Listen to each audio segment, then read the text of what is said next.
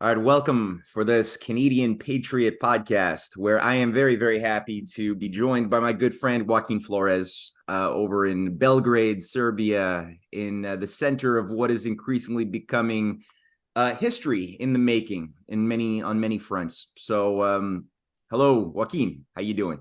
Good to be with you, Matt. Once again, yes.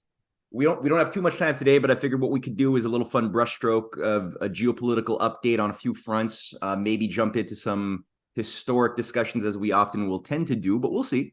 First thing, Joaquin, what is your view right now on the front? I mean, the defense minister of Ukraine just resigned. You have Blinken showing up right now, getting a tour of what's become, I think, the world's biggest military graveyard. What would you say to the people? What's going on right now with the Ukraine offensive and just the complete collapse of any of the planned successes being orchestrated by the NATO-crats in the West? So yeah, I mean, so you have this Blinken's visit, right? And so Mm. why is this a sort of I guess it was scheduled a couple days ago. So I think you would call that almost an impromptu visit. And what is kind of the what is the reason? Like, what is the reason for this privilege today, Mr. Blinken? Why have you blessed us with your presence here in Kiev, right? As all these things are kind of going badly for us, right? I think that's the Mm. context. And to wit, indeed, they visited what is now, I think, one of the largest cemeteries in the world and growing. And it's really sad. I mean, frankly, the memes, of course, are always going to be brutal because that's the nature of humor in information war. But in a real way, it's so heartbreaking. And but yeah, from a geopolitical angle, you have Blinken there. And this has happened right on the heels of yet another information war setback, visually speaking. And I think it's symbolic with the Challenger tanks, the British Challenger tanks that now been proven to have entered the conflict because we're now looking at, I guess, at least one of them destroyed or one of them destroyed. Uh, Fascinatingly, British media was trying to insist that the tank was not really destroyed, and that's when you've like crossed a certain threshold when you're literally looking at the picture. It reminded me of the 93% peaceful protests, in the U.S. back a couple years ago, with the guy standing behind like flames and people on fire and gunshots, and he's like, "Well, they're mostly peaceful protests." So we have a Challenger tank that I guess is mostly intact. I mean, most of it is there. I guess. I mean, in terms of matter and the number of molecules there, but it's to claim that the crew got out alive and then that Russia hit it with a Lancet just to make it unrecoverable. That's credible. It's credible. But Yeah. the way that they said that it hit a mine was as if mines are just an act of nature. Like, yeah, it was bad weather, some shrubs, bushes, mines, but of course Russia wants to take credit for this, but it was just a mine. Yeah. No, it reminded me a little bit. I don't know if it was on your Telegram channel that there was the meme of the Black Knight from Monty Python and the Holy Grail, Oh, who's just just a lost flesh his wound. arm, and they're like, "I've just defeated you," and he's like, "No, it's just a flesh wound." It's like, "You've lost your arm. It's a flesh wound," and then he's like hopping around on one leg by the end of the fight. Yeah, right. Yeah, just a flesh wound. Yeah, that's what it was. Yeah, yeah. So Blinken is there, and you have this change of the guard happening at the same time, right? You've got Reznikov is out. They're bringing this new guy in. Very interesting. He's the manager of state properties, which means that he's very well versed in how to transfer, how to do, kinky, funny things like transferring property, which is very useful in the weapons part. It's very similar to the Ministry of Defense, right? Because you're Mhm. talking about real property, or I guess in this case, movable property.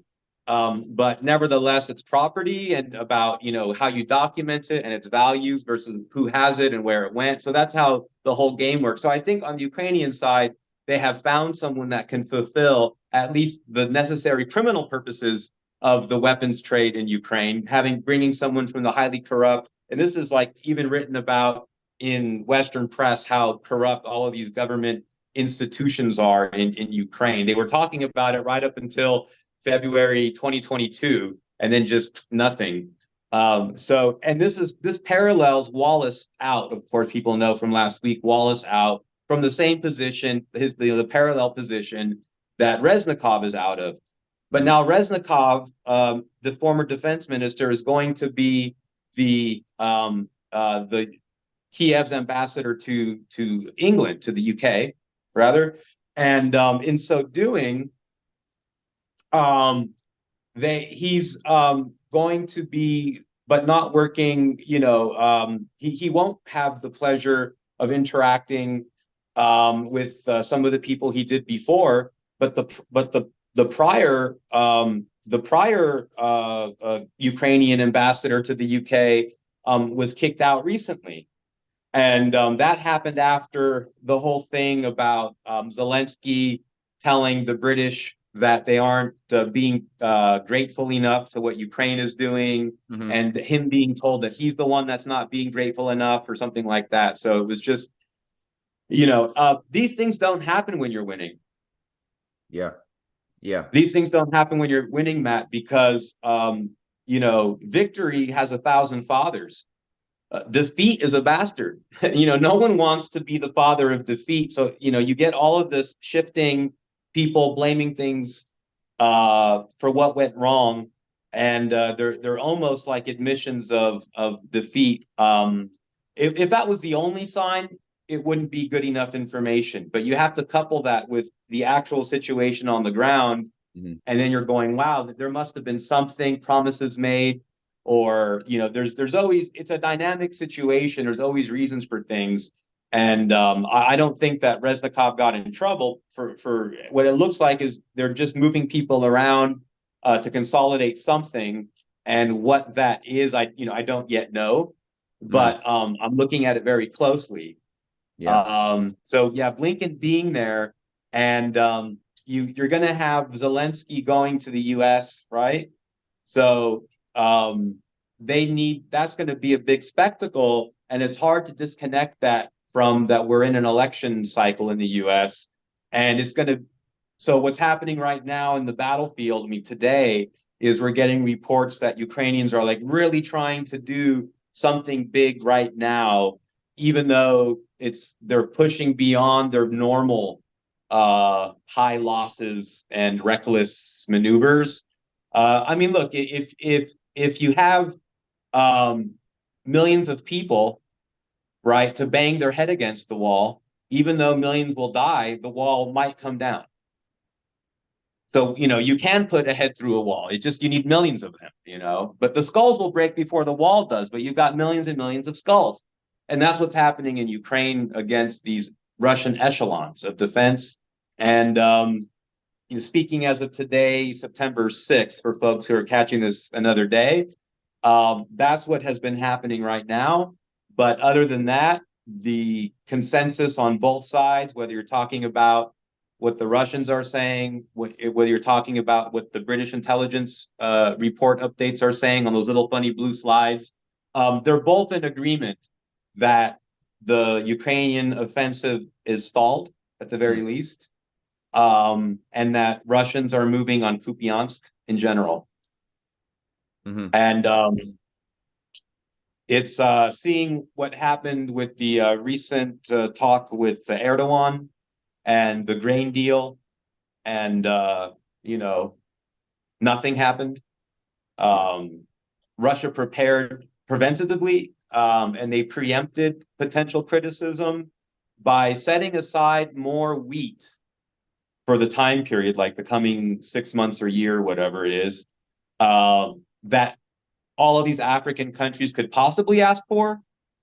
They've already set that aside. It's over like 1 million bushels or whatever the tons or metric tons or whatever it is for these African countries. So that's huge. Yeah, that's huge. Yeah, no, and Putin, I remember reading that he made a point to offer preferential prices also for Turkey too, and anybody who wished to accept that offer. Based on what you had just been saying, though, I was listening to a presentation from a geopolitical analyst, forgetting his name all of a sudden, who made an interesting point, and I'd like to get your take on it, that these failed offensives of just throwing more young men into the meat grinder on the Eastern Front, it has a lot to do with the idea of destroying any potential future line of defense from a promised acquisition of new territory that would be granted to Poland, that would perhaps wish to reclaim some of the promised lands of Galicia and what have you as part of certain deals that are being made behind the scenes. And the fewer men in Ukraine that are alive to resist would all the better and all the easier to do that transference of territory. What do you think of that analysis? Do you think that that's what's going on as well? Yeah, it could be. I mean, for sure, what you have happening is Poland is helping Ukraine to effectively weaken itself. And I've made the analysis kind of macrocosm, microcosm. So Poland's theory about Ukraine is the US's theory about Europe. So Poland is clear, right? Polish military officials are clear, just like many American officials are clear but can't say that Ukraine has no chance to win this war along the lines that they've established as a victory. Okay. Is it possible? You know, it's not really known what all of Russia's considered victory conditions are per se. However, it's possible that they can frustrate some of those if we could, enumerate them. It's possible they could, but they have defined victory as rolling back Russia to the pre-2014 boundaries. Mm-hmm. That was almost 10 years ago. So it's clear that Poland understands the same things that you understand, that much of your audience understands, that Ukraine cannot win. So, however, it would be a shame to let a catastrophe go to waste. And one of the things that you will find, whether it's a natural disaster, whether it's an economic crash, sometimes they're planned, sometimes there's legitimate runs because of international factors beyond their control.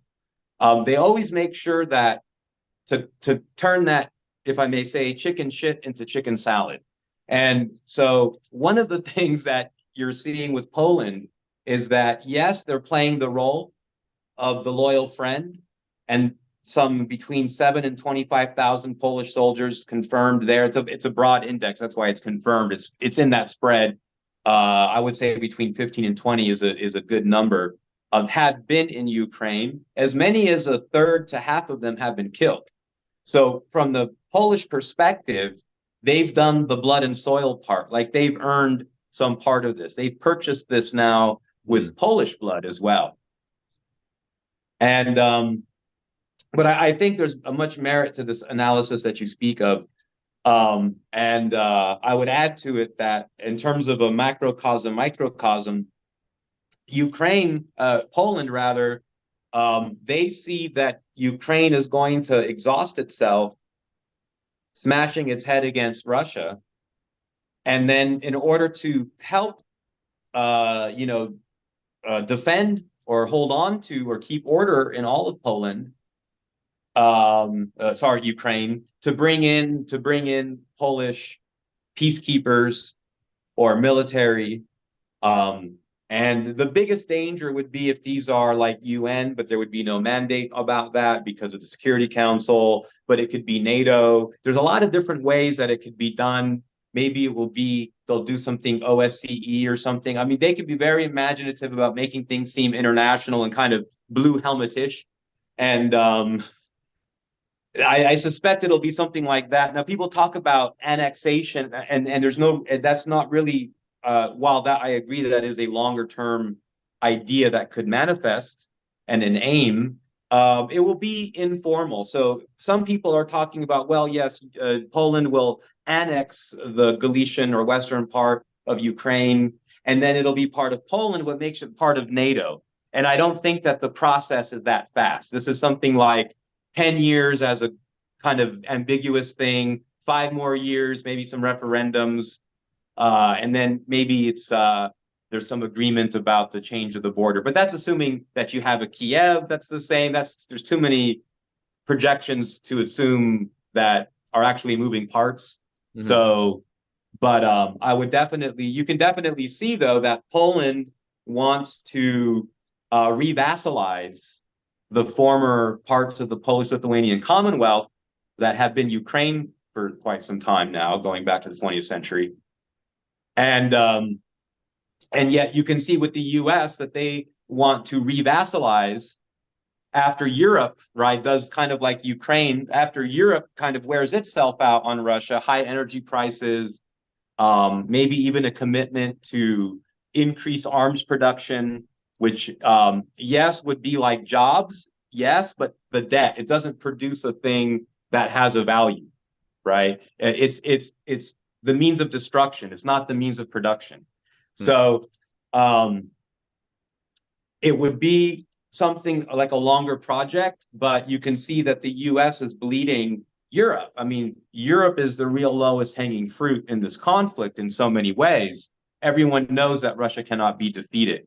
There may be disagreements, I mean, between whether you can have enough oligarchs get upset and replace Putin or put pressure on Putin to tone down the war or to go to the negotiating table. And that has been the theory. And people are saying why that's not going to happen. About a week ago, Viktor Orban spoke publicly and said that theory is not going to come into fruition. The Russian elites are not going to turn on Putin. The Russian economy is not in shambles. It's doing pretty good. So these are factors that are either gross miscalculations or planned kind of self-defeats on the part of the West. Right. There's good reasons to think both. Intelligent people can disagree on that. And yet it's clear that as Europe weakens itself in Ukraine, that it will increase the dependency on the United States economically, militarily, financially. And that's sort of like the revassalization of post-war Europe. Because even though the US hasn't given up any assets it's ever gotten in post-war Europe, starting in the 80s and 90s, Germany since the 70s, West Germany since the 70s, Europe began to reemerge, really blossom from post-World War II, conditions. And there have been economic growth in Europe, which, yes, the US is connected to, which is part of global trade, which, of course, there's American companies that own shares in those companies, but they are increasingly like European companies. And when I say European, I mean Franco-German, like French and German, Belgian, Luxembourg, Swiss, like that, but basically France and Germany and this, and so really, it's really about revassalization of the Franco-German power. And it's under the rubric or the ruse, even they're couching it as, we're helping Ukraine. So it's what Poland is doing is a microcosm. They're showing that they like RCA, the old RCA Victor dog, he knows his master's voice. The Poland rather knows exactly what the US is doing to Europe and Ukraine. And Poland is part of that process in its own way of revassalizing Ukraine, Western Ukraine. So that's my basic take on what Poland is really doing, which gives a lot of ideas about, well, then what does post-war, Ukraine look like, et cetera. So that's kind of like where a lot of people are debating and in that scene. That's good. It seems like and this is what I always appreciate in listening to your briefings, your presentations, that you're always thinking about the historical dynamics shaping the current process, because that's what we have an oligarchy, and the oligarchy thinks in these longer sweeps of human history, and they're acting upon these longer, more subtle psychological psychodynamics shaping civilizations, and that's a big part of the strategy. So the idea of like reawakening or pouring fire onto the fuels of the old Polish-Lithuanian mythology and using that in a geopolitical way today is very useful. They did that with their own fanatics in Ukraine, cultivating certain blood and soil mythologies. I'm curious now, Taking a step back, the on the Asian front, Pope Francis just did something I didn't expect, but it's not surprising in his trip to Mongolia. And he was there. I mean, Mongolia is not the place you would necessarily expect the representative of the Vatican to go with 1,000. I think they've got 1,000 Catholics in the entire country of 22 million or so. But then you look at the map and you think like a geopolitical analyst, you're like, okay, all right there, Mongolia, obviously the wall, exactly the wedge between Russia, China. And he gave a speech or a series of remarks, which were not very Christian in the sense, if you know the destruction that was waged by Genghis Khan, it would be shocking to hear a Christian say things like Genghis Khan or the Mongolian Empire under Genghis Khan saw an absence of conflict. This is a quote. It was an epic time, and that the Mongolian Empire should be valued and repurposed in our present day, says the Pope. Do you think that this is a real threat? Is there sufficient romanticism in Mongolia for the grandeur of the old Mongolian Empire that ravaged towns, killing men, women, and children every step of the way as they nearly took over Europe centuries ago? Is that something that is actually revivable in the current situation today, or is that a bit of a delusion? Well, in terms of population and chances of success, and I would say no. But in terms of creating a movement, they've long been Mongolian media, Mongolian youth subculture. It's a very interesting place. We talk about youth and youth subcultures going back 10, 20, 30 years. Neo-Nazism is big in Mongolia. Oh, yeah? And Mongolian neo-Nazism. And there's different types. I mean, you have kind of more, hilarious, like Hollywood types. And then you kind of have just the people that you wouldn't recognize at first, but it's Ur-Nazism, it's essential Nazism, so to speak. Not Ur-fascism, but Ur-Nazism. And it's basically like a, prototypical based upon its features.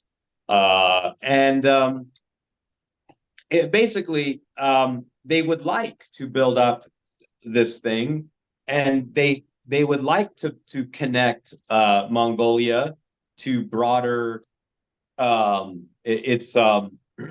You have a difference between the concept of Mongol and Turkic, but you also have overlap, and you've got concepts like gray wolves. You've got the Western Turkic movement.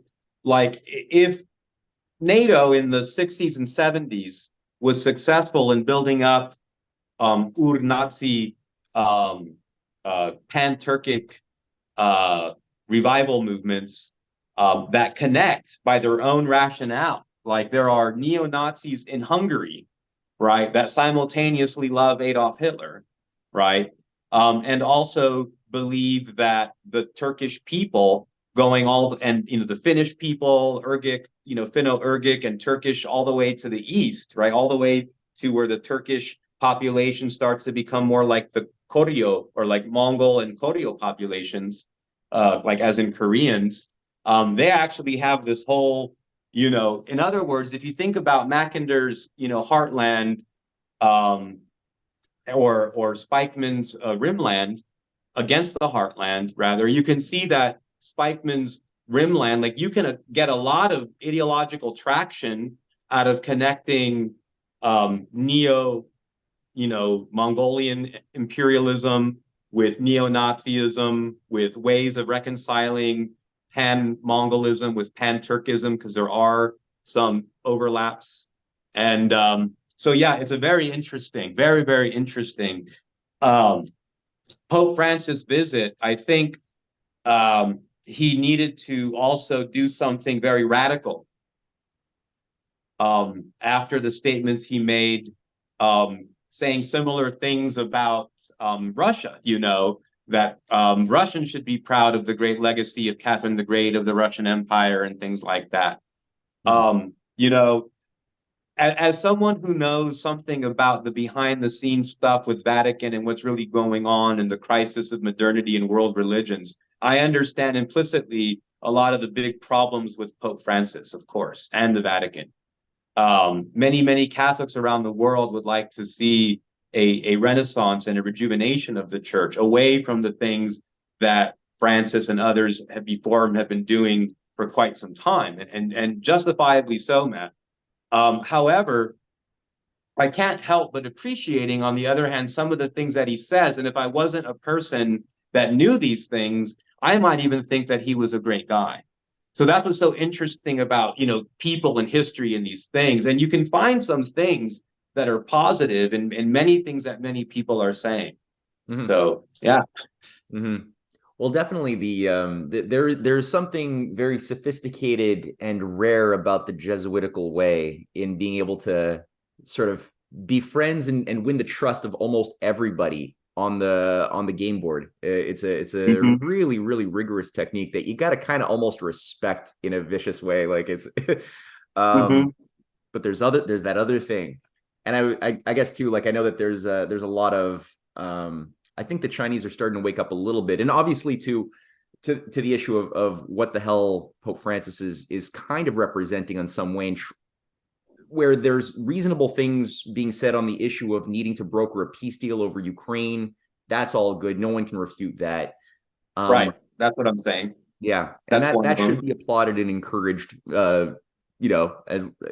far as that can go. But at the same time, too, there's efforts to try to get control of the Catholic Church in China. And it seems like China finally said, no, just keep your distance. You're not going to be appointing cardinals and bishops. We're going to keep a hold on that, which I think is the right thing to do. Knowing that there's always this other thing that has been trying to use religious movements inside of Asia to create disruptions and internal conflict too. Oh, I mean, the Jesuits eviscerated Chinese history. I mean, the Jesuits. It's amazing that the Chinese have been able to salvage and reconstruct Chinese history after what the Jesuits have done to China. Well, it's interesting. I did some work on Matteo Ricci and Giuseppe Castiglione and a variety of these. And it seems like the Jesuit order on the lower level, you had some really great Jesuits who did really good things on a scientific, cultural level. But because it kind of seems to be organized in a hierarchical way, almost like a Masonic structure, that when you start getting up to those who have more authority, who've passed through the fiery hoops and who are like the higher ups within the order, you start seeing that there's a sabotage of even the lower Jesuits. And I was thinking a little bit about how like even the rights controversy of China that saw like a complete break of East-West relations inside of China at the early Qing dynasty, that was organized not just with Dominicans, but also with Jesuits complicit working to undo the work of the better Jesuit or the better intended Jesuits like Castiglione and others on a lower rung, or Pope Francis in Argentina. Before he became Pope, he was complicit working with the Argentinian fascist regime at throwing fellow Jesuit freedom fighters under the bus, seeing them like tortured and murdered, and he was complicit. He was a rat, because there were other Jesuits that were. I mean, it was there had been priests in Latin America, Catholic priests in Latin America that were not Jesuits, and they were not prepared for what they saw when they took their appointment, and they might not have been from Latin America. They may have been from Italy or Spain or Poland or something, or United States. And then they're in Latin America, and they're seeing the conditions that the American oligarchs working with local fascists had subjected indigenous and mestizo workers and peasants all throughout Latin America. U.S. Steel, United Fruit Company, and these priests were there, and they were seeing that how these awful conditions that were being imposed, and when these Indians or mestizos would organize, the authorities would say this is a communist plot, and they would use that pretext to round up the local indigenous organizers, accuse them of Russian collusion or something, and torture them, sometimes to death, but always scarred them and horribly. And Jesuits who were seeing this, rather priests that were seeing this, were appalled by it. And when they tried to petition the church, because in Latin America, the Catholic Church has historically been the friend of the families that have the most money to pay into the church, in tithings and status and community. And those tend to be, and it's a mix. When I generalize, this is something that you would visually see something more like 60-70% of the time. But the more apparently European descendant people of Latin America, although many of them are also the same color as the indigenous and mestizos because of how actual genetics work and how many hundreds of years people have, many women have married up, and things like this. And there is also some meritocracy over hundreds of years as well. But among the elites in Latin America, by and large, more than half of them are more European descended and wealthier. And they were the ones that the church cared about more. And even though all these Indians and mestizos were Catholic, they were not really being afforded the rights of human beings, which the Catholic Church was right in recognizing among indigenous people in the Americas as far back as the 17th century, early 17th century, that these were human beings. That these are not like a different type of chimpanzee, you see. And yeah, so it's to me, it's fascinating, Matt. And so, yeah, you had priests that became, that started to leave the church. And because of this, and they kind of got into kind of some of the insurrectionist and class struggle and even Marxist ideas, and you kind of got a syncretism, liberation theology. Now, some people connect that to Jesuits, and there's some hand in there, but really the role of the Jesuits in coming in there was to kind of patch things up and bring those priests back into the church. So there's actually kind of two different trends of Catholics in Latin America that were kind of how they dealt with the contradiction between what the church professed and how millions of indigenous and mestizo people were being treated, and by power structures, by the elite, by the ruling class, and by foreign corporations, many American corporations, sadly. No, it's very, very, very sympathetic, and yeah, when you look at what the hell happened, as far as, I mean, a lot of I was speaking to somebody yesterday, and she was telling me about how the San Paulo Forum.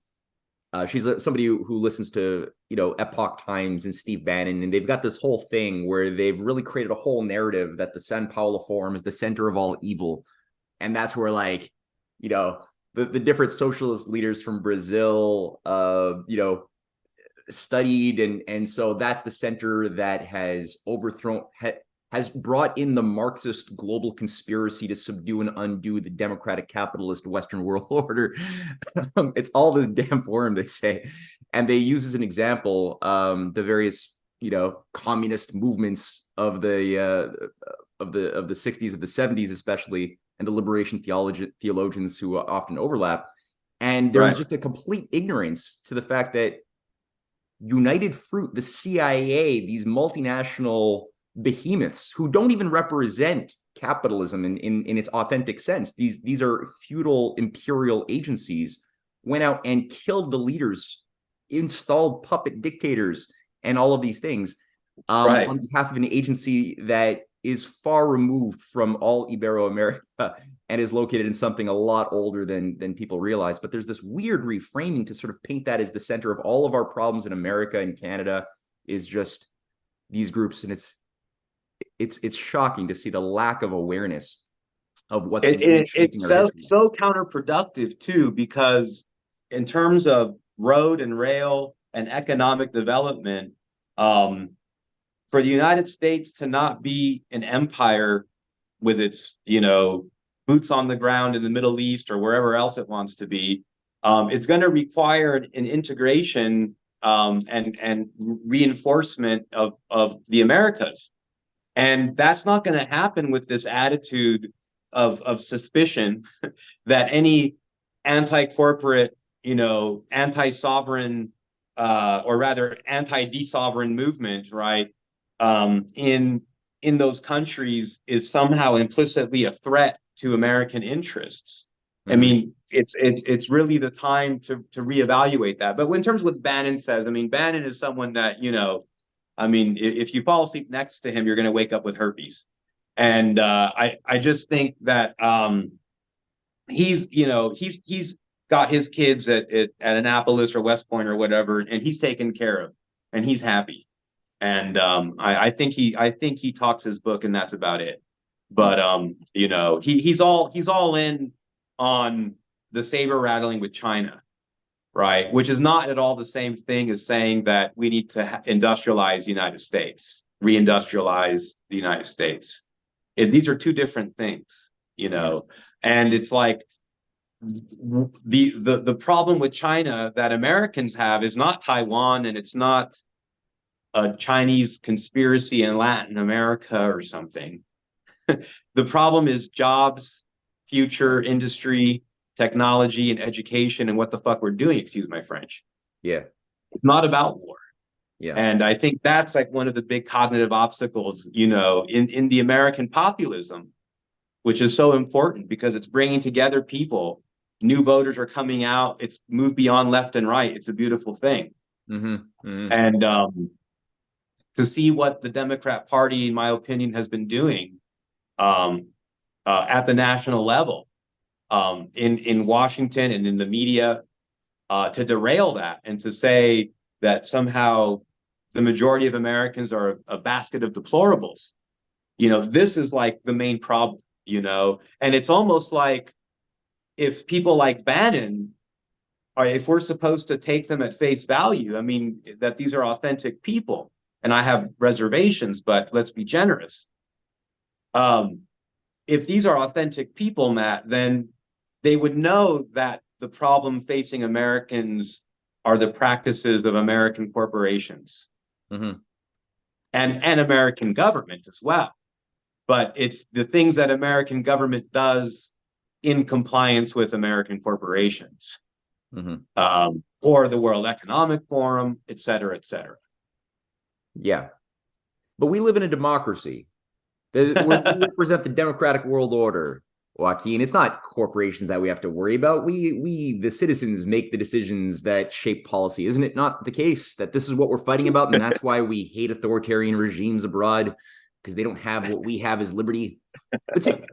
So we've got this absurdity that's been part of the mythology that I think that deep down inside, most people don't necessarily believe. And even like the diehard normies, if you were to really ask them, do they individually feel that they make up the policies, or is it corporations and higher interests that are not elected that make policy? And I think that most people would tend to give a cynical but yet still truthful response that, yeah, it's corporations have been controlling and running the show. But then they don't necessarily live their lives according to the personal view that they all kind of have in their heart. Right. Which is a bit of a difference between reality and the perceptions of a reality that we're expected to abide by if we want to be accepted in polite society. But then the question is that I'd like to maybe end on this topic of the breakdown of the illusion of democracy. You have Zelensky saying that the election cycle, the elections that were scheduled to happen in November are probably not going to happen unless the U.S. gives like something like an additional $5 billion to pay for the election. Yeah, that's the number I heard too. Yeah. Right. So yeah, they're the nation that's supposed to be the bastion of democracy that we're all fighting over, just basically canceled elections on top of everything else, opposing parties that have different views and media that has different upsetting views that is disapproved of by the technocratic elite. They're all banned. But then also in the United States, we're seeing an election cycle coming up slowly, and again, we have one of the most blatant cases of lawfare being waged against the Republican contender, who has the vast support. I think the last thing I saw was something like 78% of Republicans polled by the Wall Street Journal agreed that Trump had every right to put into question the results of the last 2020 elections. But despite that, I thought that was a fundamental issue of speech and process. I thought that was a fundamental procedural right to challenge election results. Yeah. I mean, isn't that like normal? I mean, if you have a difference outcome from, from if you have a difference in outcome from pre-election polling, like more than 5 points or more than 10, whatever it is, like that automatically supposed to allow candidates to legitimately question it. And for that to be the basis of a RICO charge and stuff like that is, to me, a clear sign that the inter-elite conflict in the United States is reaching a crisis point. And the reason I think that they're having this conflict is that, well, on the inverse, if you've got a world out there to conquer, then you don't have to fight amongst yourselves. If that world out there has become a lot smaller, or if you've been ejected from there because of sovereign and national movements around the world, then now you're going to be fighting over what you've got left. And I really believe that that's what we're seeing, not because it's wishful thinking. It's actually the main cause of most of the crisis in the world today, in fact. But I believe that the evidence, the numbers, the dynamic, the geopolitics, all points in that direction. So it's really all of those things together. And then you look at what's happening in the U.S. with I mean, it's crazy, the weaponization of the Justice Department against the most popular politician in living American history is ridiculous. And it has to be a sign of something quite wrong. I mean, but what exactly that is, I guess, is what we're trying to figure out. But it's been so destructive. Yet I noticed something very interesting, Matt, is that, the media is talking about Trump's victory almost as if it's inevitable. Not the Washington Post or New York Times. I mean, they are also agreeing that he's probably very strong candidate, of course, and that he could win. And they're, of course, hyperbolic about it. But I'm seeing more and more, like on TV, NBC, ABC, this type of stuff, CNN, that they're kind of either they've lost too many viewers and they need to be more balanced, or they are setting the tone. I mean, they're saying on the one hand, Matt, that Trump could be the next president, and they're not crying about it. You're not seeing these kind of Cenk Uygur type of like pencil snappings, and they seem very, I should say, normal about it in the mainstream television media. Of course, you have your people like on The View and some of the pundits, the more you're going to have your Rachel Maddow and stuff that are continue to attack. But I'm talking about the more standard ticker anchors and the other shows like this. There's a much more balanced tone than we saw in 2020. And I don't know. I mean, we have enough time for that to change between now and I guess Super Tuesday or whatever.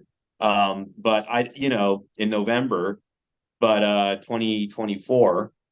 So there's time for things to change, but they seem to be resigned to the fact, and which is weird because it makes you wonder what they really think about things like Ukraine, or why there might even be a pivot towards Trump. Can I say his name? Yeah. Okay. Yeah, I didn't know. I mean, I don't know. Always like some platforms, I don't know if we, yeah. Yeah. So yeah, with Trump, they definitely are. They are. It's a weird tone shift, and I'm trying to figure that out. Are you thinking on the lines that perhaps the interfactional fight within the American elite might have that this might be a reflection of an internal struggle within different factions within the U.S. elite over what? Yeah, most elites are like fence sitters. I mean, as much as possible, and they're individuals and opportunists. Are there conspiracies? Are there cabals? Are there cults? Well, yes, but they need those because of the otherwise trend. Yeah, I was thinking a little bit about Henry Cabot Lodge, who is by no means a positive, player in world affairs in the 1920s. His family, the Lodge family, the Cabots, the Lodges, both families are very old, U.S. British loyalists, traitors embedded within the core of the fifth column since 1776, and long before that even, who made a big fortune off the opium trade with the British East India Company. And this is a skull and bones family by and large, but yet Cabot Lodge in the early 20s was one of the major voices against the League of Nations and against the crowd of Walter Lippmann, the new CFR crowd that was merging in with Edward Bernays and that whole grouping, calling for giving up sovereignty to this global body to resolve the problem of wars under a new one world government. And it's like, why would this character, who didn't really represent much good, later on Henry Morgenthau played certain similar roles, also the Morgenthau family not being so great. And you're like, well, it does seem to be that there is a tendency within American history for you have like authentic American patriots. You have the Lincolns, you got the FDRs, you got the Henry Wallaces and the JFKs. And I think this is what the better part of the Reagan, Reagan was sort of walking in two worlds, but the better part of him that merited getting shot by Hinckley was sort of tapping into that. Trump is tapping into that. That's right. Then you got the outward death cult traitors who are absolutely ideologically committed to just undoing 1776, reinstating a global feudal structure with them as like some, house slave with privileges in their jurisdiction. And then you got these other things that tend to, as I think you're alluding to, sort of walk in both worlds a little bit. That people like FDR or JFK knew you could kind of work with this grouping that might have not been good, but they were still a little bit more concerned about their own self-interest and were aware that they could be sort of flushed the way the Saudi royal family kind of realized that exactly they could also be flushed. Very good analogy. Yes. Right? And these are the groupings that are a bit of a wild card, both in the private sector, their influence in policy-making think tanks, but especially the private sector, because they have a lot of connections to foreign companies, foreign governments that are not, they're the thing that the oligarchy doesn't necessarily have a full handle on. So maybe you're right. Maybe there is like more evidence of a faction fight going on, expressing itself in the media narratives that are treating Trump as the viable candidate that he actually is, despite the fact that mainstream federal press is trying to portray Trump as if he's already in jail.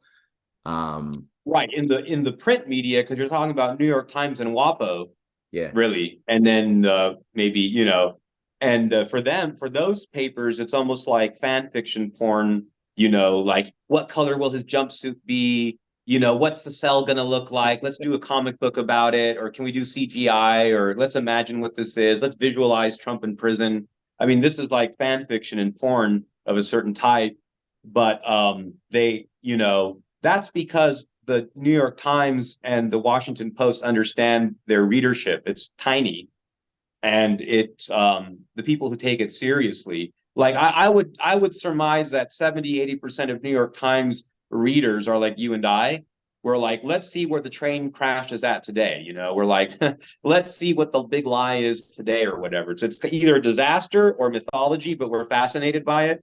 But in no part of that is there truth, or the truth that you get is out of the deconstruction of the mythology or whatever, right? There are truths to be had. You can extract great truth from Washington Post and the New York Times, like through inversion, like by figuring out like this definitely not true. So that leaves these things could be true. It's like puzzles, it's easier it's easier to start with the frame of a puzzle, right? Because one of the sides, right? And then you actually work inwards from the edges when you're solving a puzzle, like those big 2,000-3,000 piece puzzles. So it's think about it like that. And but I think you're definitely right on, man. It's like that. And I think that I don't have a sense of like numbers, but the deciding group of power elite in the United States are self-interested enough to go either way. And I think you've got like a smaller group of elites that actually have some idea of sociology, history, and long-term thinking. And then you've got people that are just, like you said, death cult, quarterly thinking, dopamine, chasing type of, weird stuff, like very weird stuff, bad stuff. Yeah. And that describes the ruling classes, historically. This is not like a new theory about a change. Like this is kind of typical. So I don't think we're wrong in looking at it that way. Mm-hmm. Yeah, I think that's there's so much oversimplification, both in the mainstream press's encouragement on the filters that we're expected to look upon the world and our history from, but also even in the alternative media, there's a tendency to just oversimplify and lose that knowable. I don't want to. The word nuance gets abused, but exactly what we've been talking about. But you right? pronounce it better than everyone. Huh? I said you pronounce it better than anyone. Oh, thank you. Merci beaucoup. Yeah, no, but exactly, and it's more empowering, and it helps you understand how historical processes happen to begin with. There, like Plato says in his dialogues, very few people qualify as truly good or truly evil. The vast majority of those in the masses or in the elites tend to fall in a gray zone with one foot in the door to varying degrees in both sides, who could go either way. And very few are very self-aware of either the evil that they're a part of, and they've really thought it through deeply epistemologically, or the good that they're committed to, and they've thought that through epistemologically and are consistent. In either case, they're the minority of the minority. So we can work with that. And when you look at just some of the one-dimensional evildoers, so to speak, the real deviant creatures like George Soros's son, Alex Soros. Just look at that personality type. There's no negotiating with that level of indoctrination, grooming, and perversion. But the mediocrity of it is so banal. The kid has no friggin' substance or depth, right? But they rely, the oligarchy relies on an armada of these types of personalities, from the Biden clan to the Trudeau and wherever the hell is managing Trudeau and other Justin, and their clique of perverts across Europe. Prince Andrew being just another one who is just found in the middle of some child sex abuse scandal again in Ukraine. People actually have it's an interesting thing to raise that. And it actually reminded me that I forgot to talk about this recently, man. One person raised the spectacle that this might be a flex of Kiev on the UK for something. And of course it could be, I don't know to what extent. I mean, because that would be a theory about independent, that would be an agency theory about Ukrainian leadership, which isn't really one I subscribe to typically, but there's always something in between, or somebody that's trying to do something, or maybe there's something between the US and England, which would be really surprising because they seem to be the tightest. But for this Nigerian, right, and then there's Nigeria, that's so much in the news, for this Nigerian waiter, or a host, to be saying that this happened. And it's like the point of having people like that. See, I don't think people understand that the point of these types of clubs and the point of having this type of staff is that they're vetted and they understand that they have elite clientele, that this clientele, they're not like normal people. They have different interests. Don't ask if when you see people with younger people, don't ask, oh, are those your kids? Just don't ask, don't ask, don't tell. Kids are there for a reason. These people are the people in charge. This is literally the brother of the King of England. Mm-hmm. So it's a little bit, when that person was breaking it down that way, I said, there could be something to this. I don't know. I don't have the resources to chase down every lead, but it's worth mentioning that there could be another angle with this. Yeah, it's fascinating. As far as the inner puzzle piecer together that we all have inside of us, it is a very fascinating little anomaly. And this is what I think people should really hold on to when they're navigating through trying to make sense of the world, their past, the future that's underdeveloped, is to zero in, as I know you do on the best analysts that I know, all have really made this a habit, a muscle that's been flexed, is the anomalies. Where are the paradoxes? And that's where the fruit of creative discoveries live. Don't look for people to spoon feed you already packaged and regurgitated narratives that explain away or give you the right answers to things. Look for the paradoxes and really chew on that. Where does a popular narrative, an explanation, break down when pressed upon reality? And that's really the key to a lot of discoveries in our present and past and future direction. So I think with that, Joaquin, we've run the clock here to our limit, and I would just like to say I follow every morning when I wake up, and maybe I should probably relax a little bit, meditate first, but unfortunately I got this damn thing. And one of the first things I find myself doing even before my coffee is I go to Joaquin's New Resistance Telegram channel. It's one of the best updated channels out there, and I highly recommend everybody else do the same thing. If you don't have Telegram, get it. New Resistance. I'll put that in the description box. I should have this video up actually tonight. Any final parting words you'd like to leave for people before we cut out? Yeah, thanks for having me on again. I look forward to having you on. And we're gonna, I would say, like, about the channel New Resistance on Telegram, what people like about it is that the comment section has, zero trolls, zero, Khazar Mafia, everything, zero this stuff that's so distracting and so debilitating, and so wrong, in fact.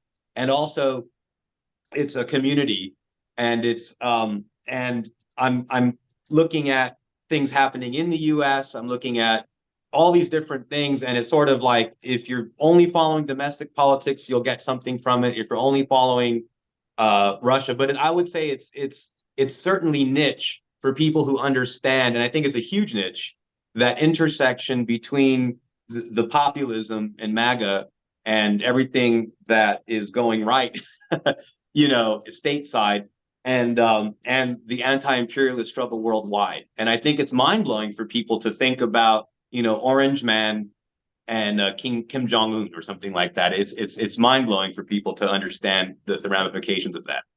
Yeah, absolutely. And I think that's one of the most important lessons within let's call it, for lack of a better word, the MAGA movement in the United States, or the similar conservative movement in Europe or Canada. There is a tendency to underappreciate some of the more important, subtle global dynamics and the global chemistry that made Trump and makes Trump such a threat to the oligarchy. That, again, is just, without that awareness, you can't really fully appreciate the nature of the battle that we're all a part of, or how to participate in it in a useful way. So the fact that you're able to... He's an anomaly. And so it's like, anomaly is a good place to look at, as you say. So, all right, cool. Thank you once again, Joaquin. Till the next one. Thanks. Cheers. Bye.